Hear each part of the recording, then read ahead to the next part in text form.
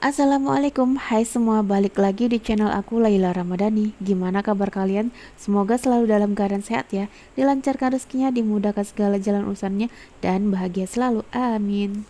Jadi seharian itu kemarin aku paksain diriku buat edit video budgeting minggu kedua maksudnya gitu. Nah jadi biar HP ku tuh memorinya nggak penuh, bentar-bentar penuh. Jadi aku edit sekarang, aku paksain diriku ya teman-teman. Buat teman-teman yang baru bergabung, selamat datang di channel aku. Salam kenal. Kalian bisa komen dari daerah mana aja.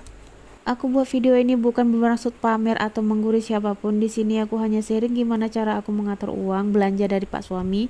Setiap keluarga itu punya kebutuhan yang berbeda. Kalian bisa kondisiin cara mengatur uang kalian bulanan, mingguan, atau harian, tergantung kondisi keuangan kalian, gimana kalian nyamannya untuk mengatur uang. Jadi aku tuh dapat uang belanja itu harian ya teman-teman. Jadi aku ubah metode menjadi mingguan. Kenapa? Karena memang kalau metode mingguan itu lebih gampang menurut aku. Kalau kalian gak suka mingguan bisa harian ataupun bulanan. Oke, lanjut aja. Di sini aku mau evaluasi budgeting minggu pertama di bulan Juli minggu yang lalu gitu.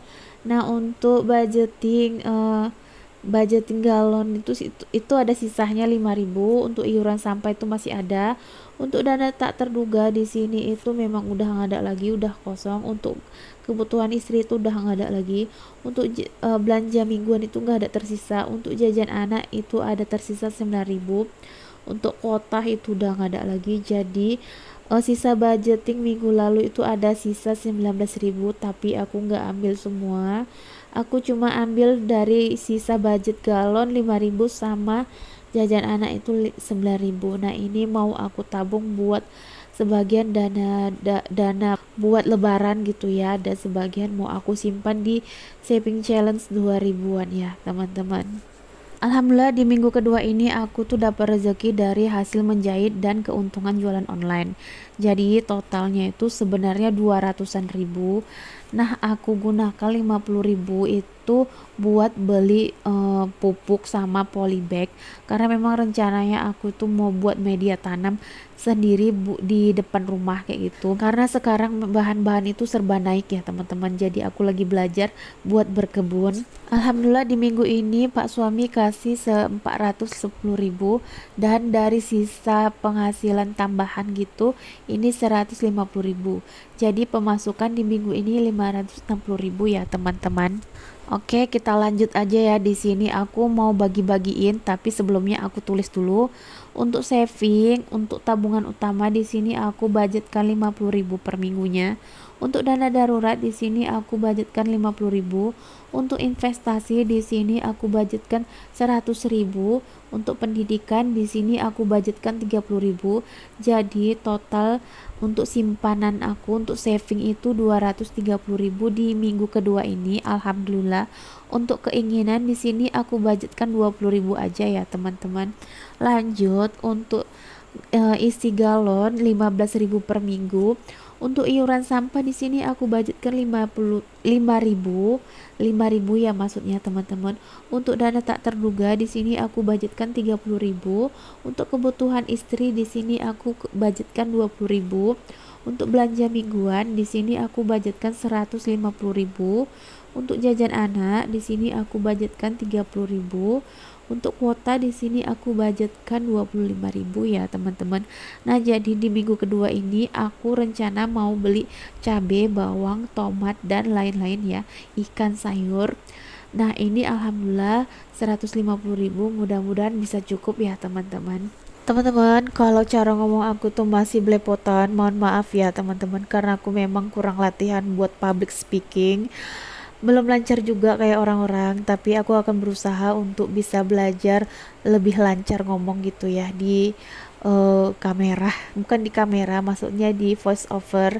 Aku pun juga di sini nulis juga sebelum aku voice over, aku nulis dulu, bikin scripting, scripting. Kayak gitulah teman-teman, mohon maaf ya. Pokoknya aku nulis narasi gitu ya. Jadi kalau ngomong langsung gitu agak susah teman-teman. Jadi aku harus tulis baru aku bikin suara. Untuk kebutuhan di minggu kedua ini aku totalkan semua 275.000 dari pemasukan 560.000 dikurang 275 dan menabung 230.000, jadi sisanya itu 35.000. Alhamdulillah masih ada sisa buat aku putar lagi buat untuk modal jualan. Alhamdulillah. Nah, jadi aku tuh jualannya bermacam-macam ya teman-teman, kadang jilbab, kadang baju daster, kadang juga peralatan sekolah kayak buku, kadang-kadang apa namanya, tas kayak gitu ya teman-teman. Ya apa aja bisa aku jual, yang penting bisa menghasilkan cuan. Jadi aku tuh ambil barang-barangnya tuh dari Shopee ya teman-teman, karena memang di situ harganya murah-murah. Buat kalian yang lagi mencari penghasilan tambahan, kalian bisa juga jualan online. Nah, dulu itu aku nggak punya modal ya buat jualan. Nah, jadi aku tuh manfaatkan Shopee itu buat jadi affiliate, buat cari modal. Aku juga minta bantuan jalur langit. Memang agak susah gitu ya kalau jadi affiliate. Tapi kalau kita terus jalani konsisten, semua akan lebih mudah teman-teman. Tapi kalau kita sebelum mulai itu libatkan jalur langit ya teman-teman, supaya lebih mudah.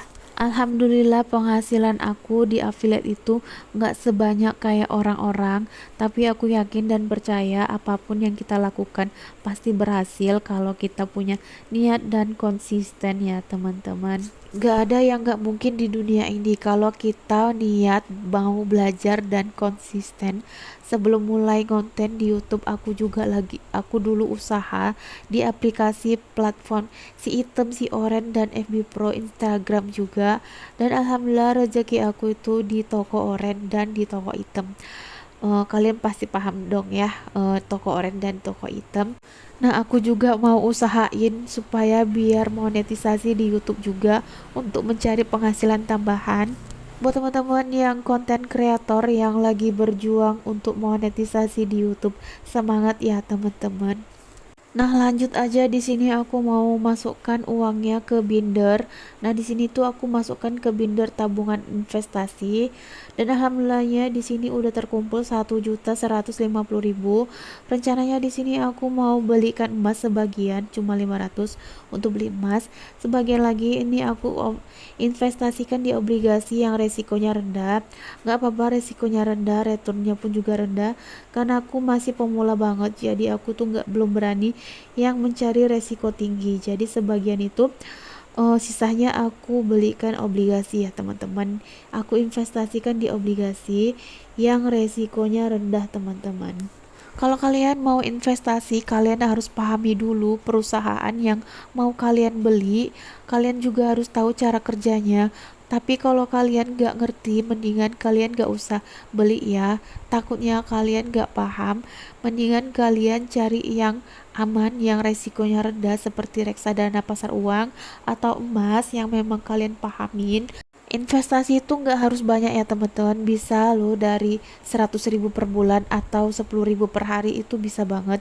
Kalau kaliannya investasi di reksadana, kalian bisa cari aplikasi yang udah terdaftar di OJK ya teman-teman. Kalau kalian punya uang nganggur, kalian jangan didiamkan uang itu. Karena apa? Karena uang yang didiamkan itu akan terkena inflasi. Mending kalian putar uang itu supaya tumbuh. Investasi itu nggak harus banyak, mulai dari 10 ribuan aja kita juga bisa investasi ya teman-teman. Ini tuh udah mau di akhir video, semoga video ini bisa bermanfaat buat kalian. Jika ada kesalahan di dalam video ini atau salah ngomong, aku salah bicara, mohon maaf ya teman-teman. Kalau kalian suka dengan video aku, kalian bisa like, komen, dan subscribe, atau kalian bisa share juga ke teman kalian. Sampai jumpa di video aku yang selanjutnya. Wassalamualaikum, dadah.